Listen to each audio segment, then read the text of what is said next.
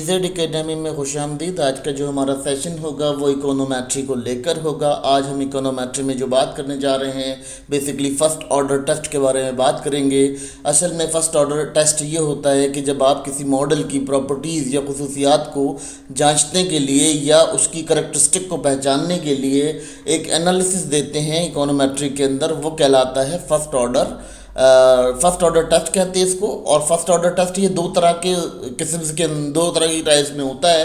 पहली टाइप इसकी ये होती है कि ऑटो कोरिलेशन होता है टाइम सीरीज एनालिसिस के अंदर। जहां हम टाइम सीरीज एनालिसिस का एनालिसिस कर रहे होते हैं वहां हम ऑटो कोरिलेशन को फाइंड कर रहे होते हैं। लेकिन जब हम इसी के बरक्स बात करते हैं तो इसका दूसरा भी पार्टनर होता है जो बात करता है ऑप्टिमाइजिंग प्रॉब्लम। जब आपके पास बहुत ज़्यादा एरर्स आ रहे होते हैं तो आप एरर्स को बेहतर तरीके से रिजॉल्व करने के लिए भी इस मेथड को यूज़ करते हैं। तो ये बेहतरीन मेथड होता है। इससे कई मेथड और कई मॉडल्स जो हैं वो निकलते हैं जिनकी हम बेसिक डिस्कस करेंगे आगे चलकर।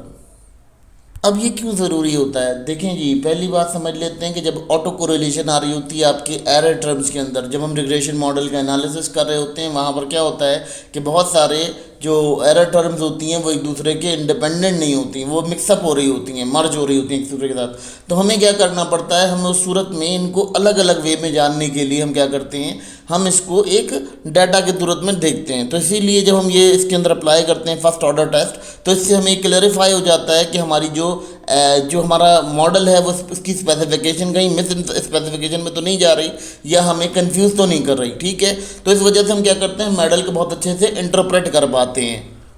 बेसिकली यूँ कहना ज़रूरी होगा कि फ़र्स्ट ऑर्डर टेस्ट जो है वो किसी मॉडल को इंटरप्रेट करने के लिए बहुत आसान होता है कि हम उसकी इंटरप्रिटेशन या उसके ऊपर जो अजम्पशंस होते हैं या ऑब्जर्वेशंस होती हैं उनको ड्रॉ करने में आसानी होती है हमें फ़र्स्ट ऑर्डर टेस्ट के अकॉर्डिंग।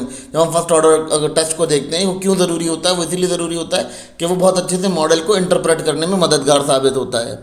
अब बात करते हैं जी फर्स्ट ऑटो कोरिलेशन का जो टेस्ट है वो किस तरह से किया जाता है। फर्स्ट ऑर्डर ऑटो कोरिलेशन का टेस्ट इस तरह से किया जाता है कि जब हम देख लेते हैं हमारे पास एक पीरियड के अंदर कई वैल्यूज़ एक दूसरे के साथ मर्ज हो रही होती हैं, या कई जगह हम देख लेते हैं कि ख़ास दौरानिए के अंदर कुछ वैल्यूज़ जो हैं वो मर्ज हो रही होती हैं, तो उनको टाइम सीरीज एनालिसिस की मदद से क्या करते हैं, हम उसको सेपरेट करते हैं। तो जब हम फर्स्ट ऑर्डर टेस्ट लेते हैं तो हमें समझ में आ जाता है कि हमारा जो पीरियड है उसके अंदर जो वैल्यूज़ हैं वो स्पेसिफिक आई हैं, डिफरेंट आई हैं। हमें ऐसा नहीं होता कि हम एक ही वैल्यू के ऊपर बार बार कैरी करते रहें या एक ही वैल्यू को बार बार डिस्कस करते रहें। तो ये बहुत इंपॉर्टेंट होता है हमारे लिए, क्योंकि फर्स्ट ऑर्डर टेस्ट जब आपको क्लियर होगा तो ऑलमोस्ट आपको रिग्रेशन मॉडल की तमाम जो एजम्पशंस हैं वो ऐसा ऐसा समझ में आएंगे, क्योंकि बहुत ज़्यादा इंपॉर्टेंट वैल्यूज़ होती हैं फर्स्ट ऑर्डर कंडीशन के अंदर।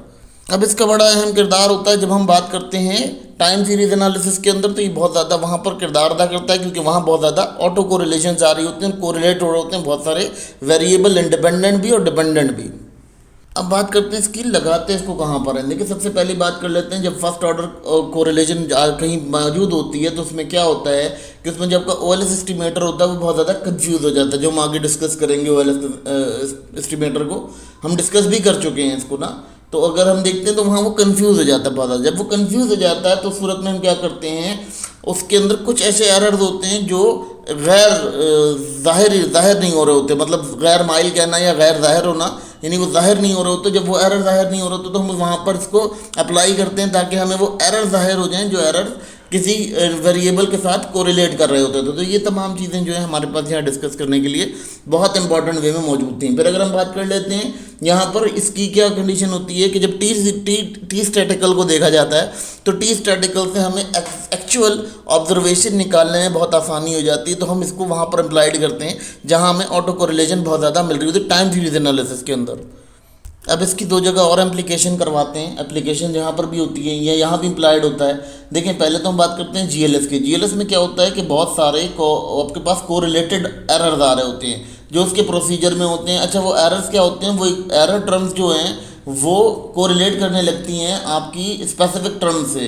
तो जब आप क्या करते हो, जब आप उसको सेपरेट करने की कोशिश करते हो तो वहाँ भी आपकी इसकी इम्प्लीकेशन बड़ा काम आती है। फिर अगर हम बात करते हैं NWS का बात करते हैं तो ये भी एक एरर है, एक टाइप का एरर होता है। इसमें क्या होता है इसमें कंडीशन ये होती है कि दोबारा दोबारा आपकी जो टर्म होती है वो रिटर्न होते होते आपके पास कंसिस्टेंटली एक एरर की फॉर्म में सामने आ रही होती है। तो ये वहाँ भी इम्प्लीकेशन इसकी बहुत मददगार साबित होती है। जब वहाँ हम इसको अप्लाई करते हैं तो वहाँ पर क्या होता है कि आपका वो जो एरर टर्म होती है और जो आपकी सिंपल टर्म होती है वो दोनों के दोनों एक दूसरे से सेपरेट होना शुरू हो जाते हैं। तो ये आपका एक बड़ा इंपॉर्टेंट किरदार अदा करता है जब हम किसी को रिलीजन के ऊपर बात करते हैं।